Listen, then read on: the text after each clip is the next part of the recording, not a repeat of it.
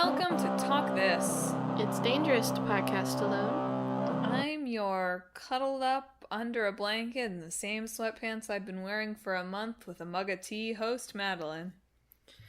I'm your sitting on the floor in my real, fancy mic setup of 2 foot stands in front of me that have my microphone and my computer, host Emma. I was trying to create a cozy image. And thanks for tuning into the show. This week, it's side quest. It's side quest week, and it's my turn. The last Madelyn side quest of 2021. I think the last Emma side quest has already come and gone. Yeah. Who would have thought? We didn't even know. Didn't even know? But this week, it's my last opportunity, and as we head into the holiday season, who am I kidding? We're smack dab in the middle of the holiday season already. It is too late to order your gifts now. Oh, well, yeah. It is too late. Hanukkah is coming past. I don't really know if the 12 days of Christmas start before Christmas or on Christmas, or what the deal is with that. But the cable channels are playing nothing but holiday movies. And this week, on our side quest, we are talking about cozy games. Heck yeah. I sort of feel like I have to do this whole podcast in like an ASMR voice for the cozy vibes, but I don't really feel like I have one. I don't think I have one either. I think you just go, really close to the mic. We'll see how that was. Maybe Editor Emma cut it out. Editor Emma splices in normal voice. Editor Emma goes, this joke didn't land. So I was inspired. I feel like you mentioned coziness in games on the show sometime in the past few weeks. But probably when we were talking about Cozy Grove, certainly. But I feel like you mentioned it in the context of something else. I think I was talking about Voice of Cards. Yeah, and the word just sort of stuck in my brain. Something about the word cozy can just kind of worm into your brain, right? You know what I mean? Like it's getting cozy in there. Wow. But also, as we head into pandemic winter number 2, I'm thinking a lot about getting cozy in general. And is this only number 2? Well, it started in March. It's like 2.5. Yeah, 2-star. Yeah. Pandemic Winter New Game Plus. We're in expert mode now. Yeah. We've turned up the transmission significantly for expert mode. Mm-hmm. Anyway, I've been thinking about the appeal of cozy games and just what my cozy game lineup is going to be as I head into this winter where I probably won't be able to get away with leaving my house as little as I did this past winter, but where I once again try to go nowhere. That made me want to think about what even is a cozy game, and where did calling games cozy even come from? And some of our favorites in this genre, ? Of games. Yeah. Yeah, that one's odd, because I feel like the games that are cozy to me do not fall under the genre of cozy. I know. Right? I struggled with that in preparing for this show too. That the games that I particularly find evoke feelings of coziness in me aren't necessarily the aesthetically cozy games. Or even design-y cozy games, necessarily. Yeah. Well, Emma, go ahead and share your... I feel like Emma's cozy games are a humble brag, but that's okay. Why is it a humble brag? Go ahead. Tell the people. Yeah, I mean, my coziest games are Hades and the Fire Emblem series, Fire Emblem 3 Houses, because it's most accessible currently, I guess. And then recently I talked about how I found Voice of Cards very cozy to play in the mornings, for example. Mal thinks it's a humble brag that I call Hades cozy, but I think it's interesting in the fact that one of the ways they talked about cozy is failure, right? Yeah. And there isn't really failure in Hades because you're always rewarded for making the effort, right? Regardless of how far you get. That's true. So I don't think it's a humble brag. I'm not saying, oh yeah, Hades, so easy, I run it in my sleep. Even though I do pretty consistently at least get to Hades at this point. Oh my gosh. Emma's like, I'm not saying it's easy, but whatever, I get to the end every time. But you know what I mean. I guess. I don't know. Over here, I still haven't played Hades, which is embarrassing, but I spent like a solid month doing nothing but watching Click My Boyfriend play it, so like, I've just continued to need space from that, right? But I feel like there was a lot of grunting involved, so how cozy could it be? I'm kidding. I totally get it. I'm just making a joke that it's hard. No, because I mean, you're right. It doesn't... We'll talk about, like, the cozy movement or genre or whatever, and definitely, movement. As much as I say, like, there are certain criteria that Hades does fall under cozy, it's very much not actually in that space, I would say. Yeah, I think that will be an interesting discussion to continue to have over the course of this episode of, you know, what is the cozy design aesthetic, and then what is actual coziness? What is the experience of coziness, and how do those come apart? Yeah. I mean, if you want a humble brag, like my merciless classic playthrough of whatever it's called, White Snow or whatever on Fire Emblem Three Houses, cozy. I thought for sure you're going to be like, that one was not cozy, but great. I mean, I cannot beat the last level. The last level is less than cozy. Otherwise, cozy. You've been thrown out of your blanket cocoon and into the harsh reality, the harsh cold wind of the real world. Anyway, so for listeners who are not familiar, let me talk to you a little bit about cozy games and what they are. Cozy games have existed, like games that fall into this, I'm going to call it a genre. I think it's right to call it a genre. Yeah. Or this family of games. Have existed for a long time, but I think that the terminology for it really only became popular in the last, 5 or 6 years? Something like that. Or certainly I wasn't aware of calling games cozy prior to my experience with PAX, anyway. Mm-hmm. So of course, these sorts of games have existed for quite a while. Harvest Moon and The Sims are kind of early examples of games that might be called cozy, although some articles I read said that those are not pure examples because you can kill animals in Harvest Moon, and of course, death comes for you in The Sims, and if you are me, you just turn off the computer, and that's the end of your cozy experience. Exactly, yeah. You can also play The Sims as the 100 Baby Challenge if you want, and that is certainly not a cozy experience. Maybe for someone it is. You're right. I shouldn't judge. One man's cozy is another man's 57 screaming babies.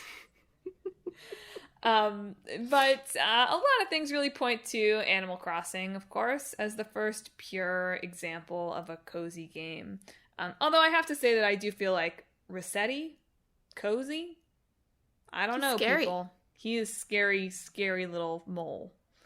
But the idea being that in cozy games, there's a lot of... It's very difficult to define, right? All gaming genres, all genres in general are difficult to define.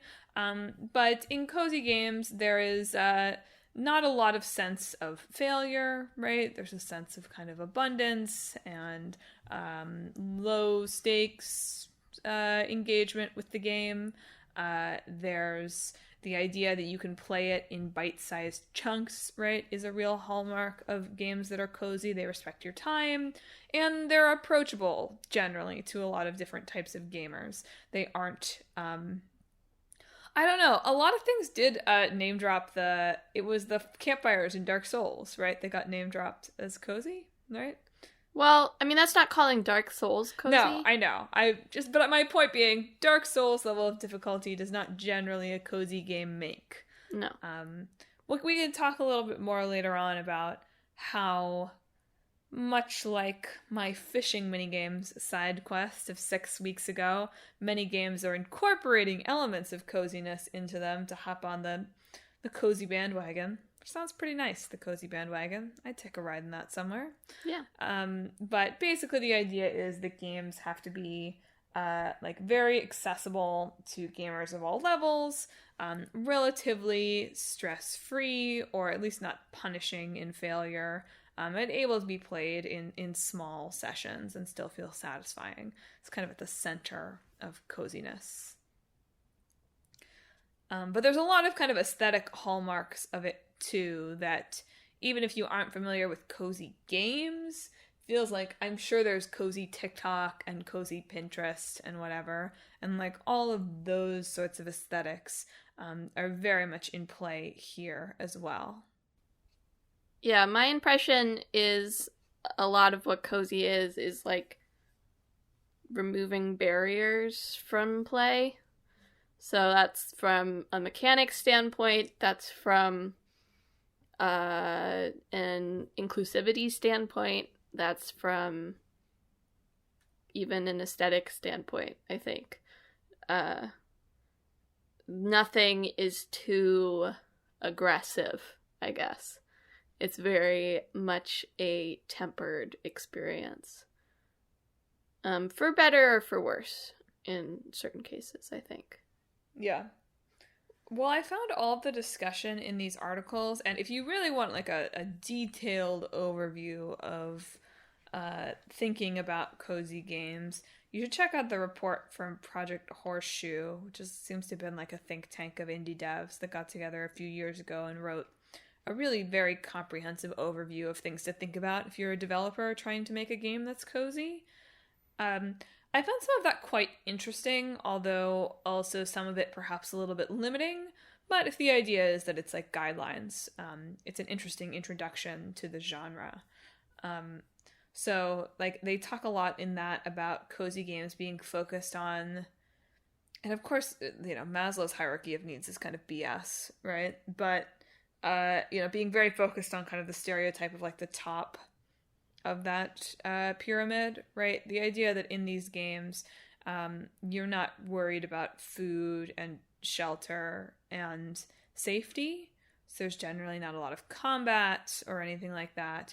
Instead, you really get to focus on, cultivating relationships and mindful stewardship of the world and feeling connected to the community and mastering skills, those sorts of things. Which was interesting to me. I also found what I found more resonant, perhaps, to my experience of cozy games, because as I think Emma and I will talk about, I don't think either of us feels quite so strongly as some of the articles out there do that violent games have no way of hitting the cozy game benchmarks. Yeah. But I did find their categorization of cozy games falling under... So there's Covey's time management grid, right? Which if you've been involved in corporate world, I haven't really been involved in the corporate world, but if you've been in like an office culture at all, or just on like a social media care for yourself wellness culture at all, you've probably heard of this quadrant of dividing things into important, non-important, urgent, and not urgent, as like a way of managing your time and how you spend your time. And so cozy games very much focus on the not urgent but important things in life.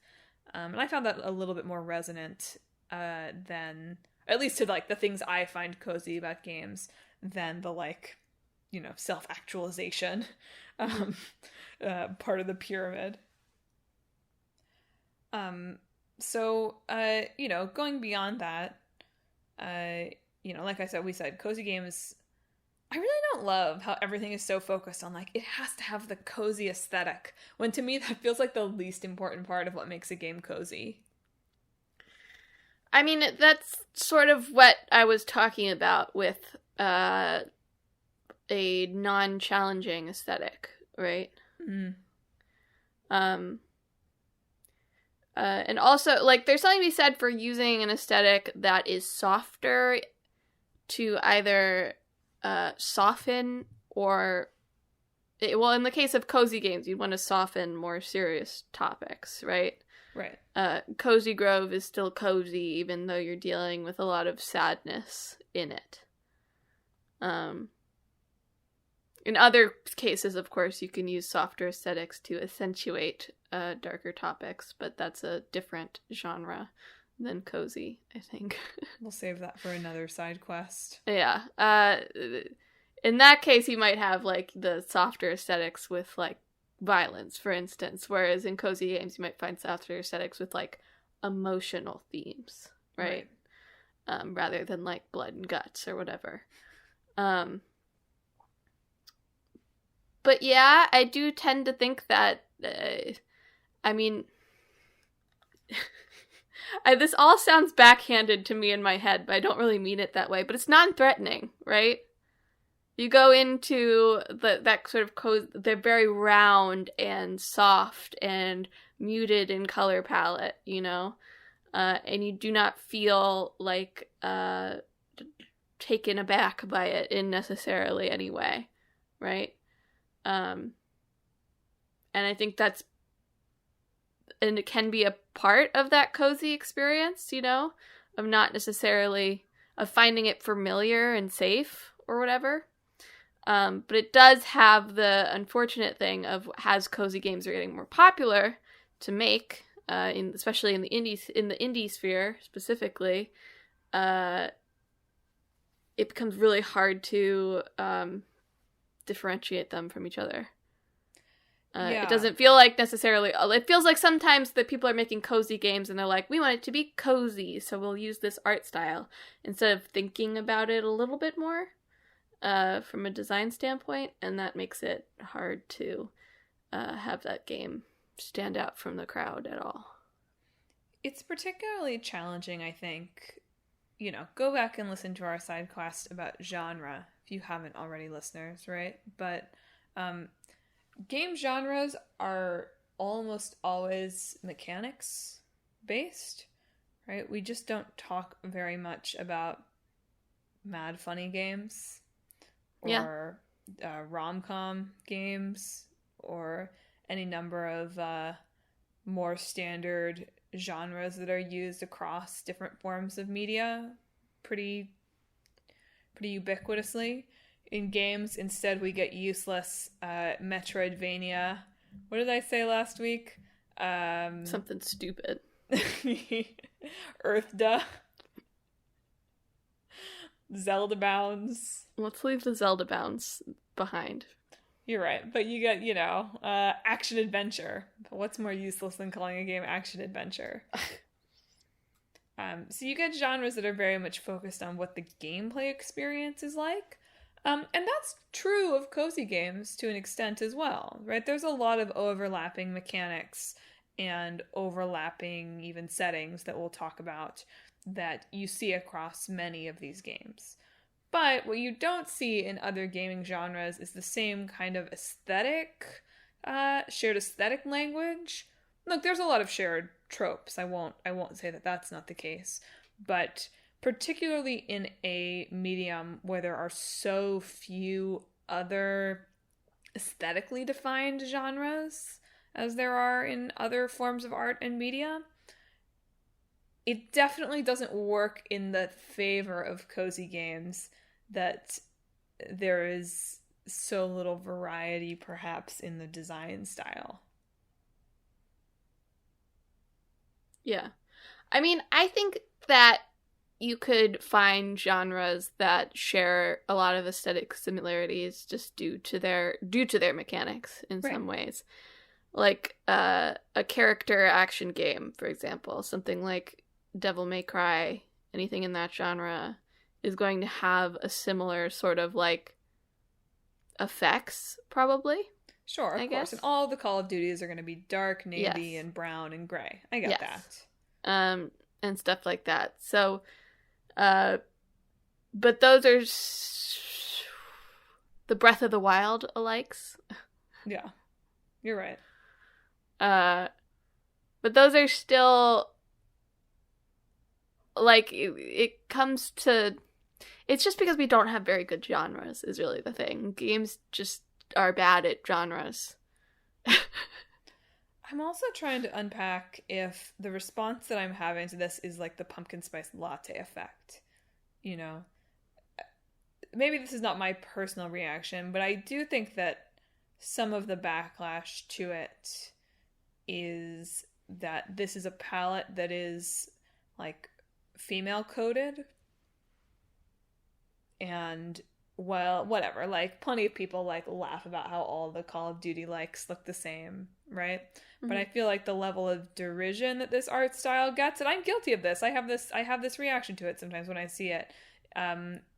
Some of it has got to come from the fact that these like pastel aesthetics are very much historically coded for women. Sure. And that's the gaming world still has disdain for that.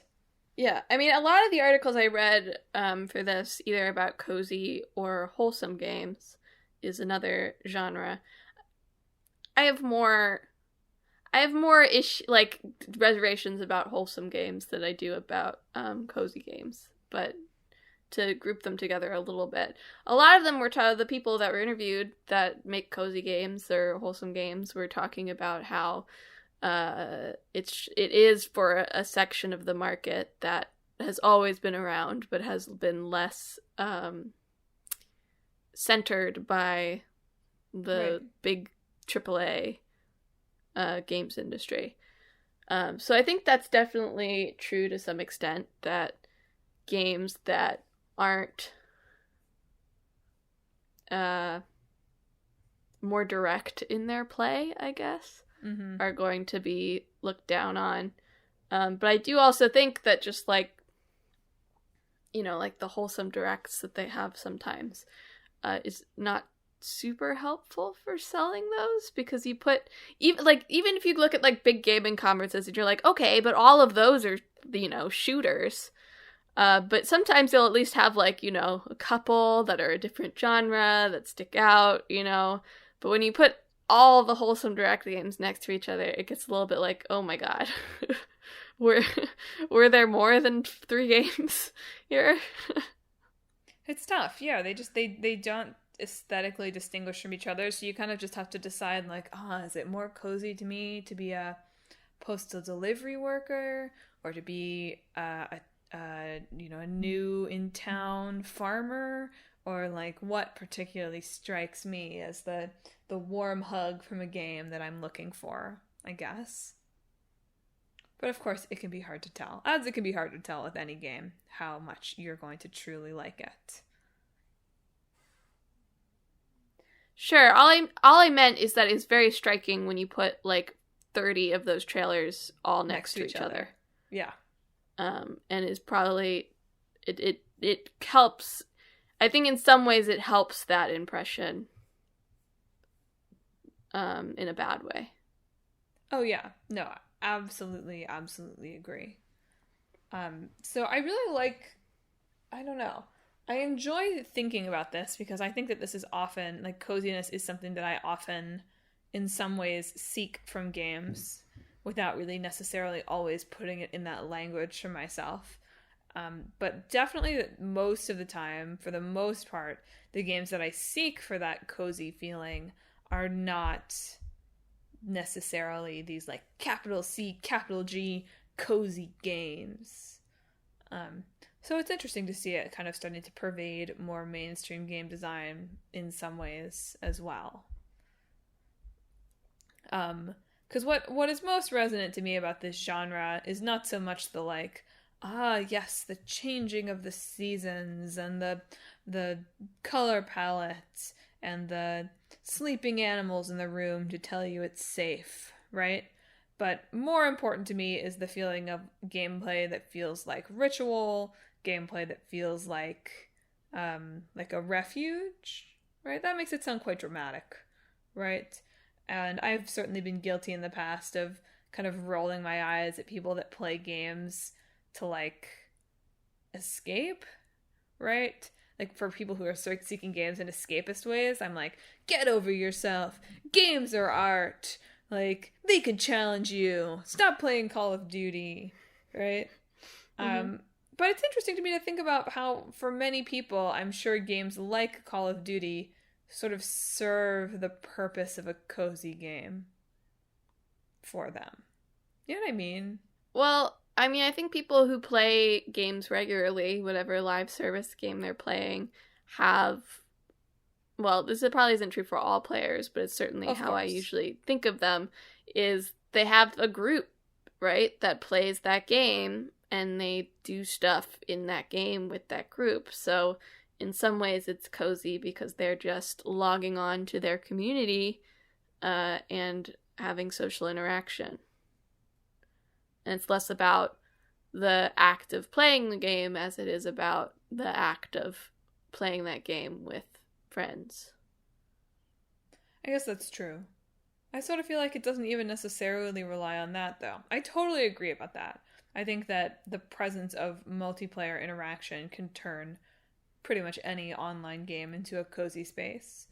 But I wonder if it still qualifies as a cozy experience if it's like, nope, like I sit down for like the end of my day and my ritual is that I play 4 rounds of Fortnite and then I go to bed.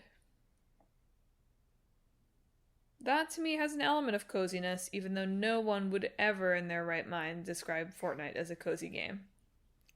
Well, you are making a ritual for yourself, like you said, and rituals are an element of the cozy that is identified in the genre. Yeah. So it's interesting to me. And I'll be interested to see how this genre evolves to have a more expansive take on what this can mean.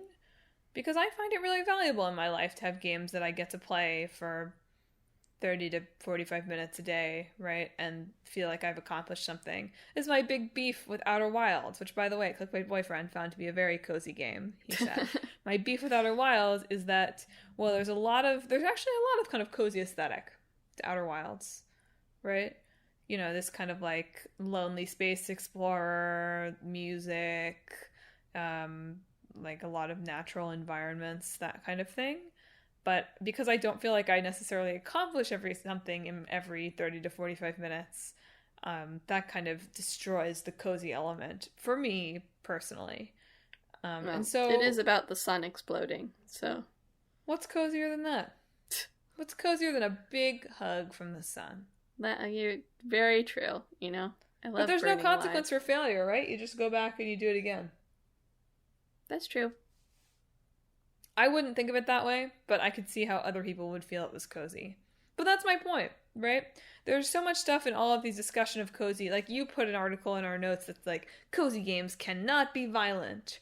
And it's like, why not?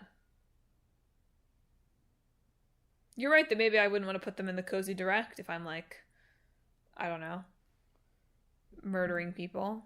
Yeah. But I mean, there is, like, the distinction between, I guess, like, the feeling of cozy and, like, an official genre of cozy. you're right, of course.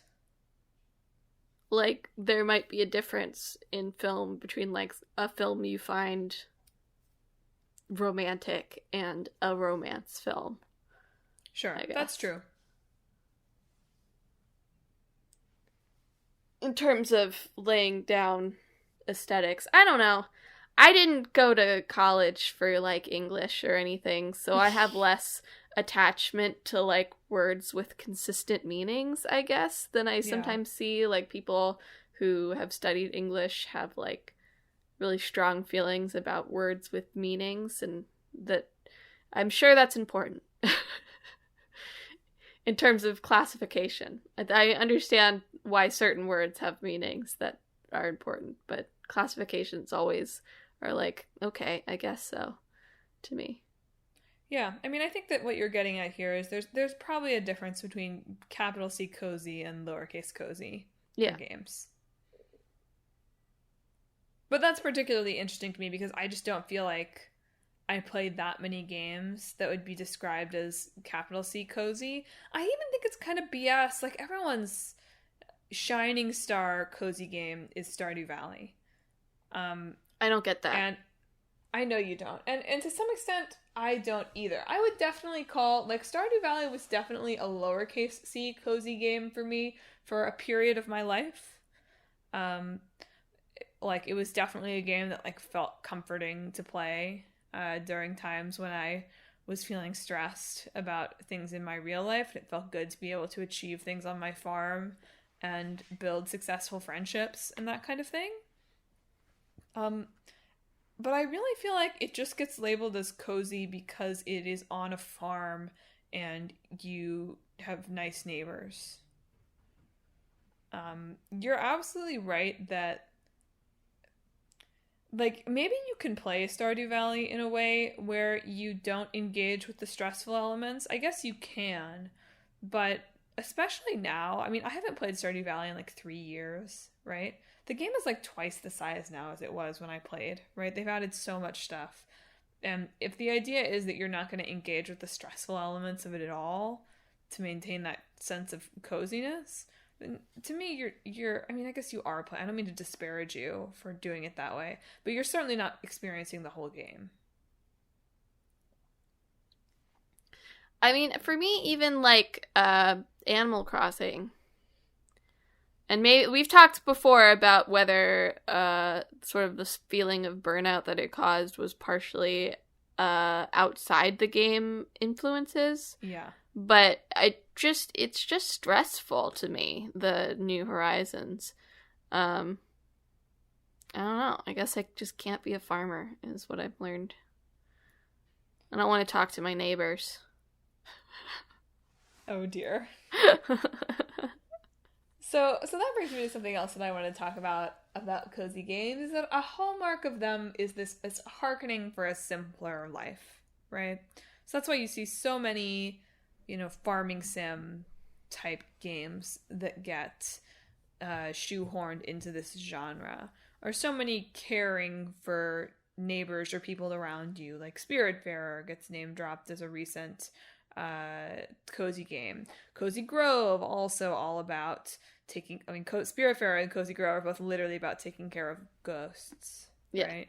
But all of these games about being a caretaker or being a farmer or being new in town or being like a delivery person, these kinds of things that are very romantic in a see, here's how it gets appropriate for the season, very romantic in like a Hallmark Christmas movie kind of way, like in the yes, high-powered businesswoman leaves her corporate job to come home and help run the family business while her dad's leg is broken, and then she meets a good old wholesome country boy who shows her what life is really about. Yeah.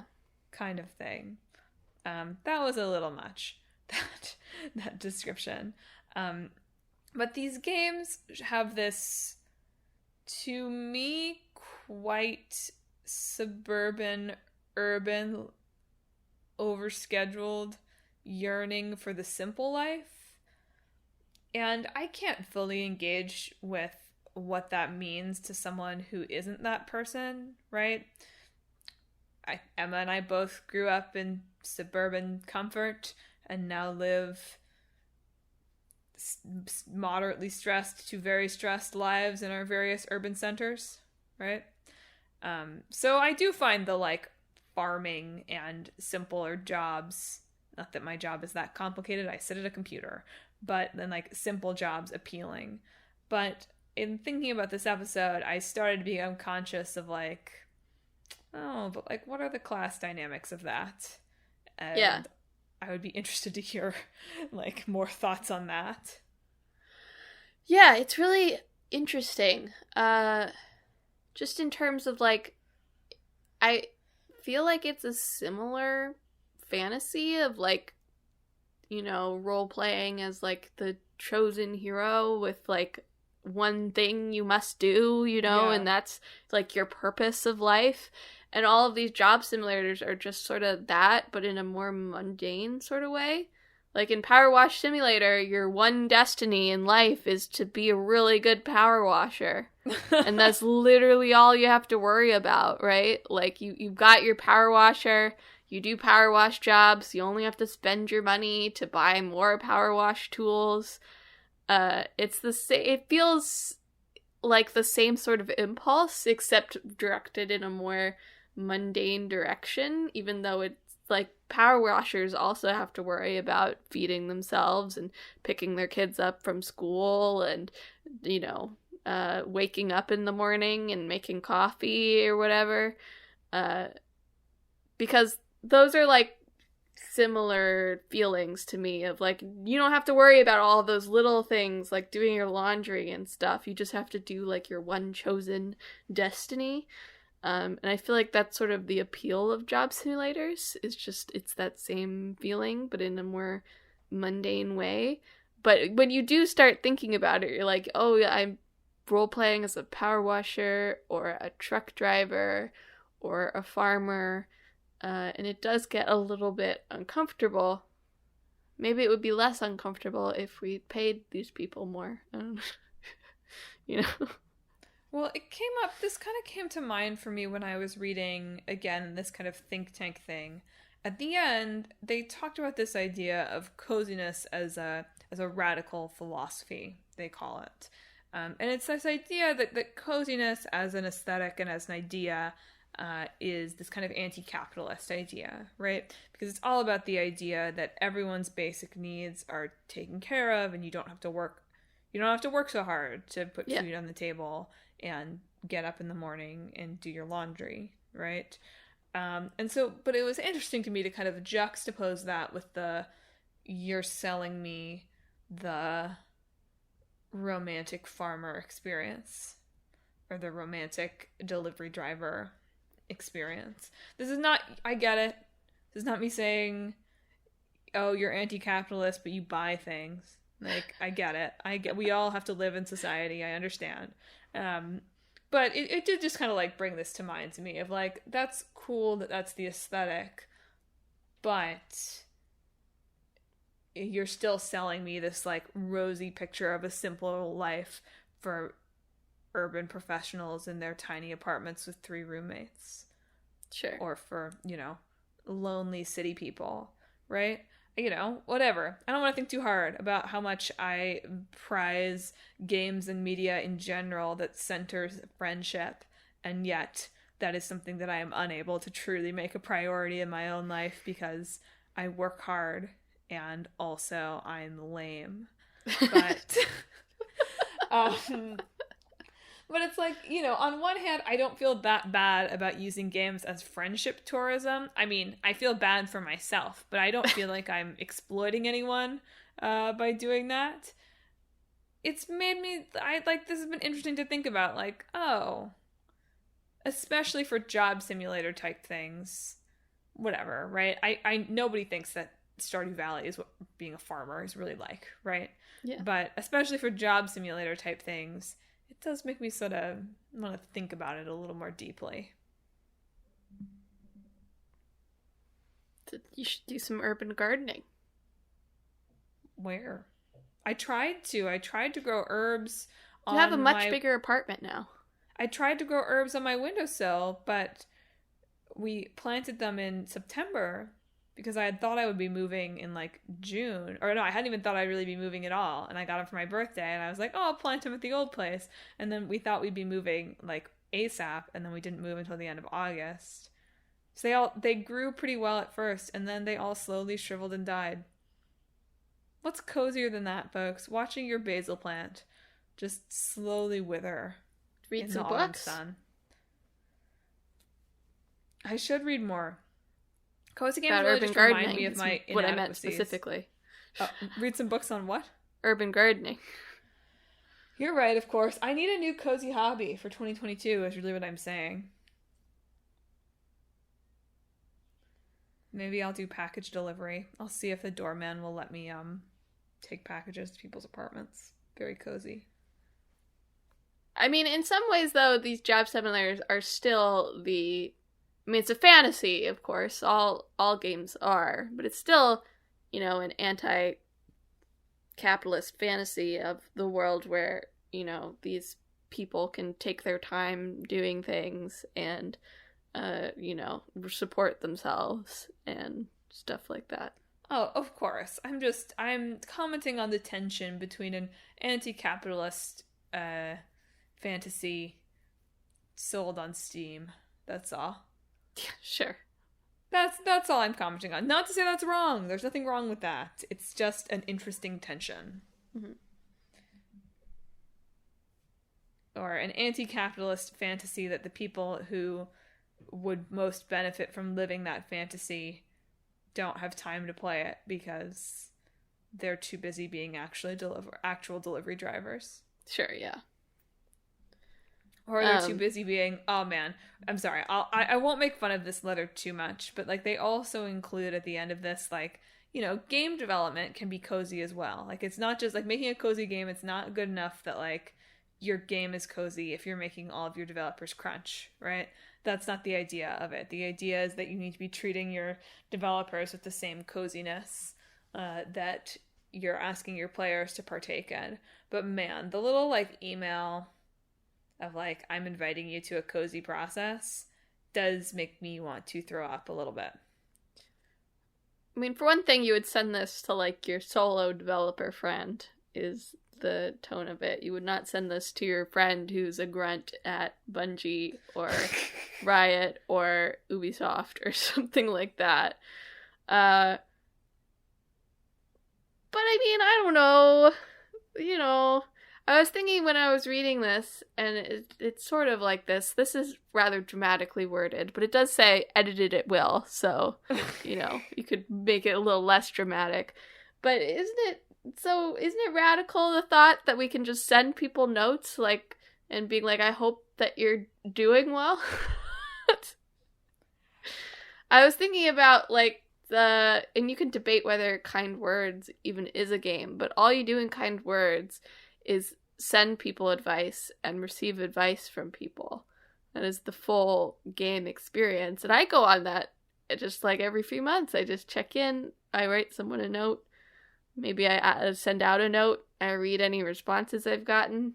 I put stickers around the room.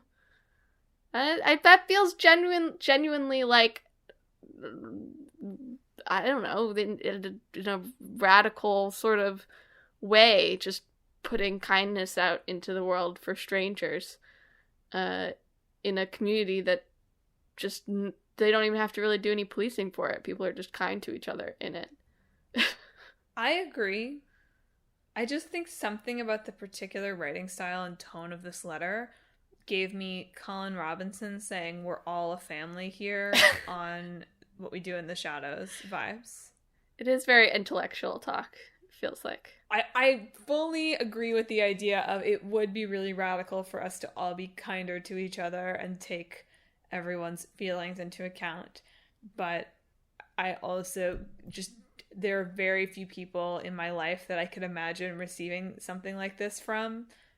Like, I don't really feel like, I feel like if Clickbait Boyfriend sent me this, I would still be like, this is highly passive aggressive. But isn't it the capitalist influence, Madeline? I know it is, but isn't the fact that you won't accept this nice note about wishing you coziness in your life the capitalism bearing down upon your shoulders? I would accept this cozy invitation from someone who also at the top of the email was like, we're moving to a 4-day work week. And now here are my feelings about you. I mean, yes, yeah, exactly, though. I mean, you can't, the thing of this invitation is, of course, you can't just, like, say words. You have to, if you want there to be, it's like, if you're sending this to your employees, of course it has to come along with something that you're doing in order to influence it. It's meant for your friend, you know, who's working on a game right now. It says as a colleague. So you're right, of course. It is. So are you going to send this to all your coworkers? No. I'm not in charge of their coziness, and they're not in charge of their coziness, so in this way it doesn't really mean anything, right? Yeah, you're right, I know. I was just kidding. No, you're right that it is, and you're right that I'm just revealing myself to be a cold, shriveled little Grinch over here. It's okay, I am too. It's fine.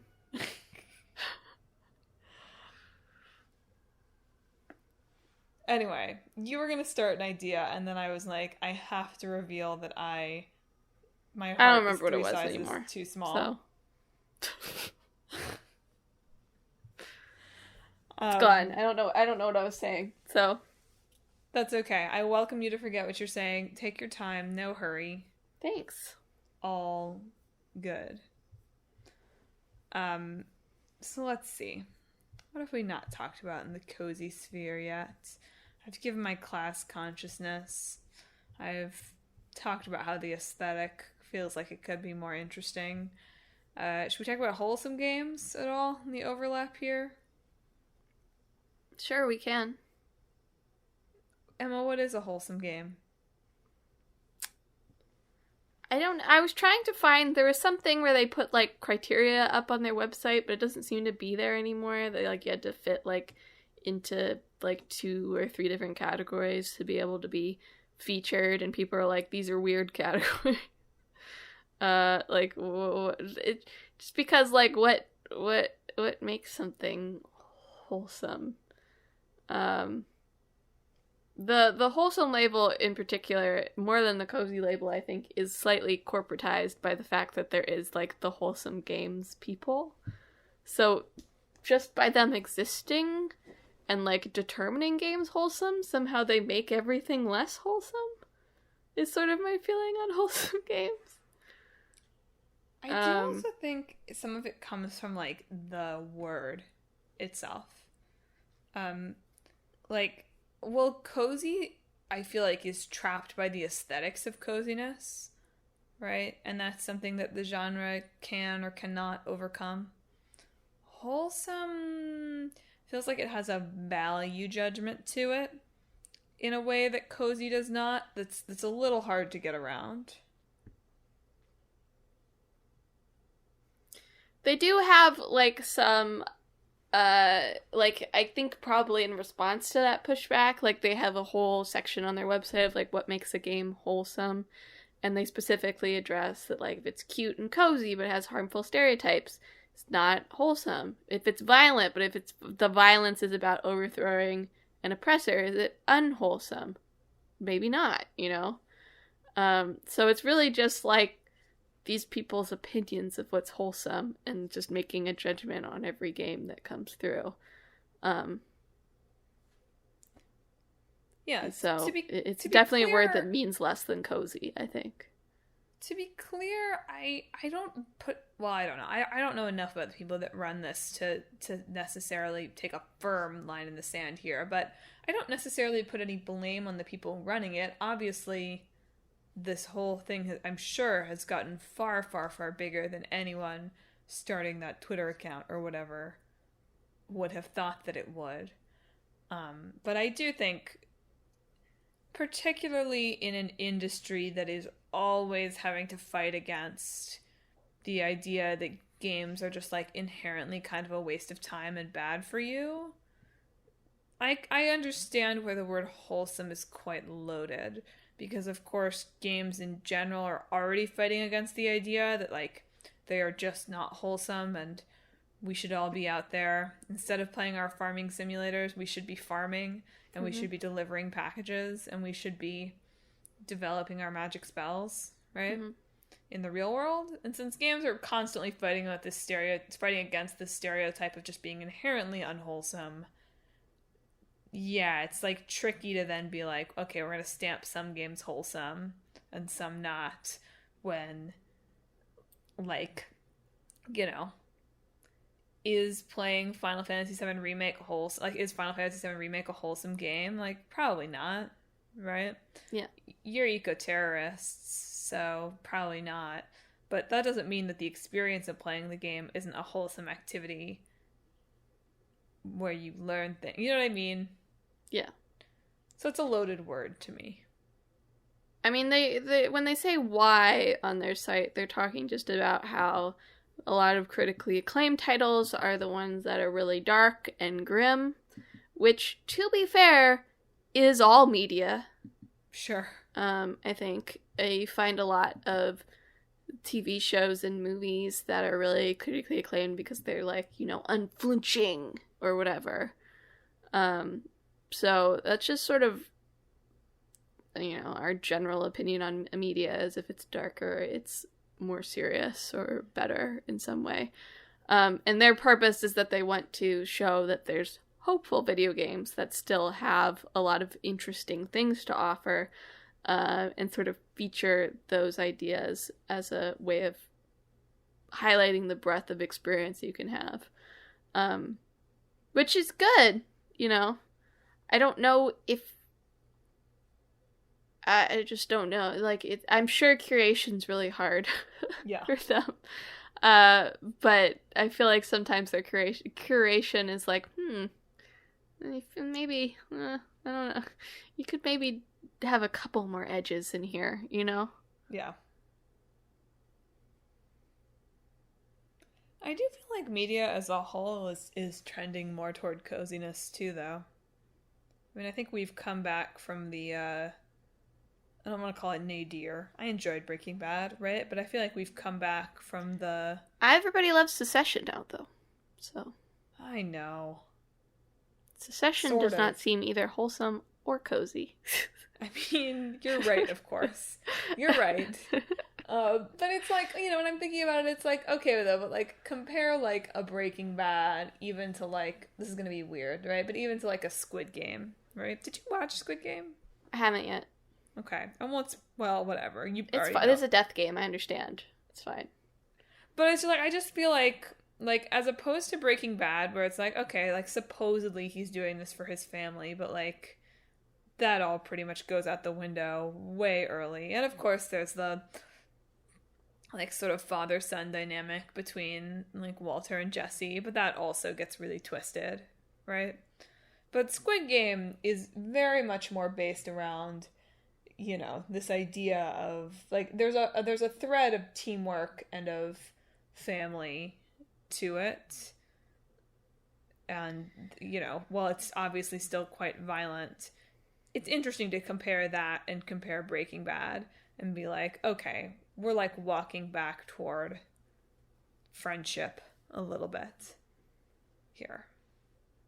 I think it's a trend of it's not about, I mean, just using those two examples. One's Sure. about a very complicated sort of evil man, you know. You're right. And one's about a complicated sort of evil society. Right? Fair enough. You're right. You're right. Man who has only seen Breaking Bad and Squid Game. Emma, over there. You're right. Watching Squid Game, not getting any Breaking Bad vibes. You kind of do, right? It's about a man who makes an incredibly dumb choice That's for true, yeah. his child. So getting a lot of Breaking Bad vibes. But no, I will be interested to see how media in general emerges. Not that we can ever emerge from the pandemic, right? It's never going to end. But no. I'm interested... What? Sorry, that was a very abrupt no. You're like, no! I mean, it's just another one of those, it's like, did you know, 9/11 ever end? No. Well, I mean, you're right, but well, okay, whatever. As an American, it went on in a highly different way than a viral pandemic. Sure, but I mean, eventually there will be less cases of this pandemic, but it will always be the pandemic. I don't know. You're right, of course. Sorry, I didn't mean to make this a viral... Aren't we talking about the pandemic enough? Everywhere else. You came to talk this as a cozy refuge, and here we are being like, Omicron cases, look at that, spiking. Anyway, my point being that I would be interested to see if coming out of this time of, you know, at least in the beginning, extreme separation and like a reevaluating of what people value, if media will center that, or if media will double down on like workplace comedies to convince us all to come back. Yeah. I want to believe there will be more coziness. Be nice. But also, I'm the one that was like, if I got this email from my boss, I would go viral on Twitter with it.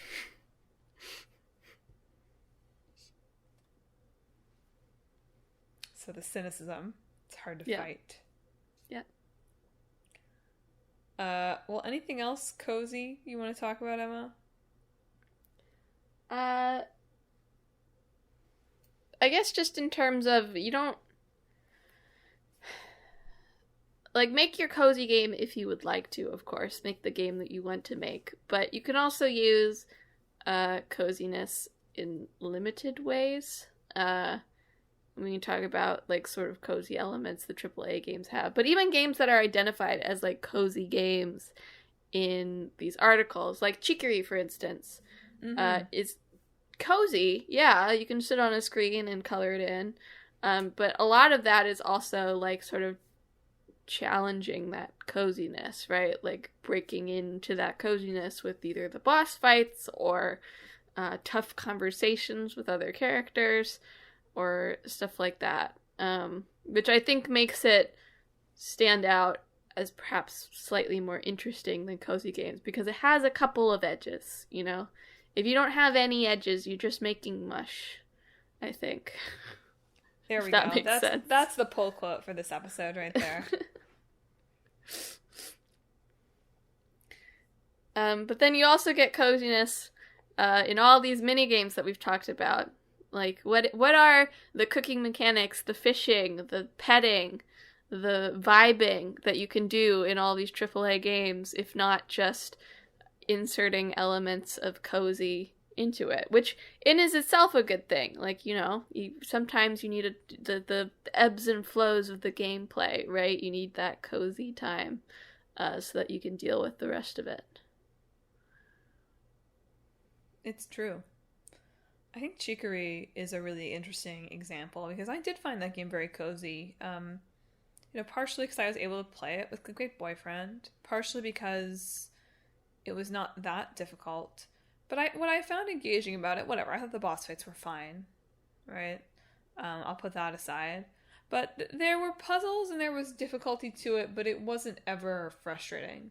And that was nice, juxtaposed with supremely uncozy games, Super Monkey Ball and Baba Is You, right? My top Switch game of 2021. Chicory coming to Switch too, which I think will only make it cozier for people. People can actually do good artwork probably in that version. Well, they do good artwork on PC. It's just us console confused apes that can't figure out how to do good art. That's true. You're right.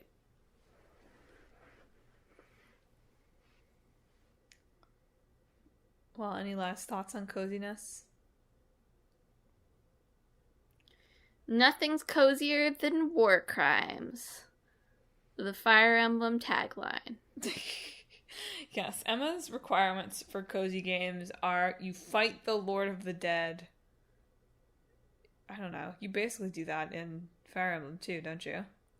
Probably. Emma's coziness is you fight the Lord of the Dead with swords. What's cozier than that? You're literally fighting off death. And isn't that what coziness is all about? Fighting off the metaphorical death of your soul. I can't top that. So listeners, thank you for tuning in this week to Talk This. It's dangerous to podcast alone. Not cozy. It's not cozy to podcast alone. You're absolutely right. Yeah. Who will you try to bully into doing ASMR for you the entire episode? Hello. So listeners, do you have a favorite cozy game, either capital C or lowercase c cozy game? Do you find the cozy aesthetics or the cozy aesthetics appeal to you? Many elements of cozy aesthetics appeal to me. I just feel like sometimes the whole package doesn't quite land.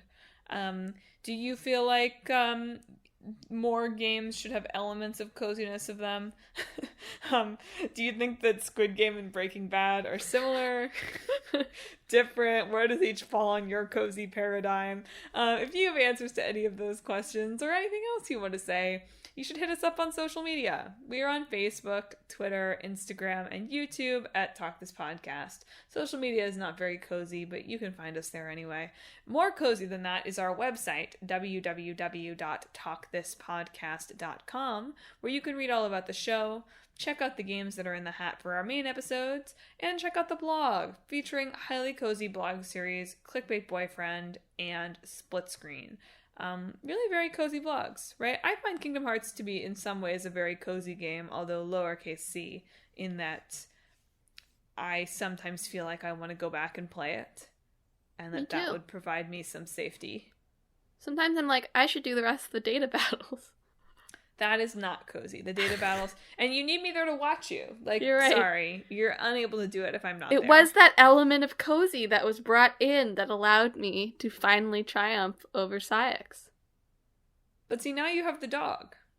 So you're right. That will compensate. The power of cozy. You're right. So yeah, check out the blog, Click My Boyfriend, all about Kingdom Hearts. I would say Crash Landing on You, quite a cozy series. Cozy in North Korea. Is it cozy? Is it North Korean life? Doesn't that feel like cozy game I don't know version if I of North love Korea? that, actually. Right? Doesn't it feel kind of like North Korean sim? Oh no.